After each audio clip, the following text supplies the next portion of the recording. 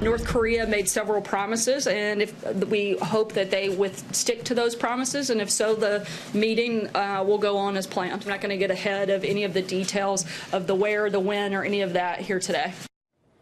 So no details yet, and no word from North Korea on the possible meeting with President Trump. Yet at least that's what South Korea is saying. So do we need to be worried by this silence? Here with me now to discuss, former CIA analyst and author of The Coming North Korean Nuclear Nightmares, Fred Fleitz. All right, Fred, obviously from that title, we should be worried. but should we be concerned now? Because Kim Jung Un has been somewhat quiet here recently. Yeah, Charles, it's very unusual, but I have to say it's promising. Usually, the North Korean state media is repeatedly putting out anti-Trump and anti-U.S. rhetoric. The fact we haven't heard any of that, I think, is promising. But I think we need to understand that President Trump's unorthodox foreign policy changed the game concerning North Korea. We don't know whether North Korea's promises to denuclearize are sincere. They've at least changed tactics. And I suspect the president didn't just catch U.S. experts off guard. I think he caught North Korean experts and leaders off guard, too.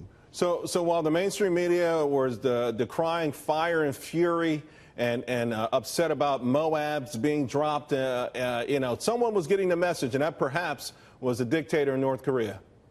I think that's right. You know, during the Obama administration, North Korea and Iran knew force was not on the table, and that allowed the Iranians to walk all over the United States. And I think the North Koreans thought they'd get a deal out of the Obama administration, too, but they behaved so badly, and the Obama administration's priority was Iran. That didn't happen. But with this president, I think the leaders in Pyongyang realize that force really is on the table, and that it is a different situation with the U.S. Of course, if this meeting does come to fruition, President Trump's already stated what his goal is, and that's to denuclearize North Korea.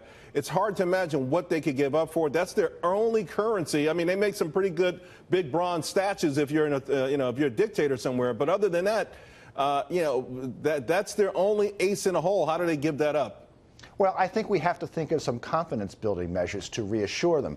There's some experts, and I quote this in my book, have said that why couldn't Chinese or Russian peacekeepers be deployed to North Korea? That would be an assurance to the North Koreans that the U.S. would never attack, and that way North Korea could give up its missiles and its nuclear weapons and not worry about its security. Yeah, Fred, in the past, though, Kim Jung Un's father and grandfather accepted cash to slow down their programs. I mean, it wasn't an appreciable slowdown, but certainly some sort of financial figure would be in the offing. And again, going back to the last administration, if they're willing to drop $150 billion in assorted cash, I'm sure that looks enticing as well.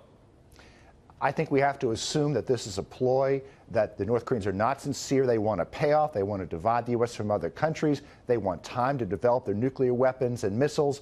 They have a long way to go to prove their sincerity.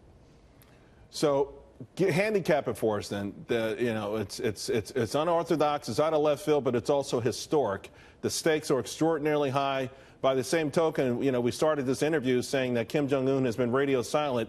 The nation has been silent. They haven't had a missile test since November of last year. So it feels like something is brewing beneath the surface. It's promising, but they're going to have to prove their sincerity, and that means, so they've frozen the nuclear and missile tests. We're going to have intrusive inspections, inspectors that can go everywhere, nuclear and missile facilities disassembled, nuclear weapons disassembled, nuclear fuel out of the country. If the North Koreans were to agree to that, we would be on the way to a meaningful nuclear agreement. Fred Fleitz, thank you very much, and I look forward to the book. Good to be here.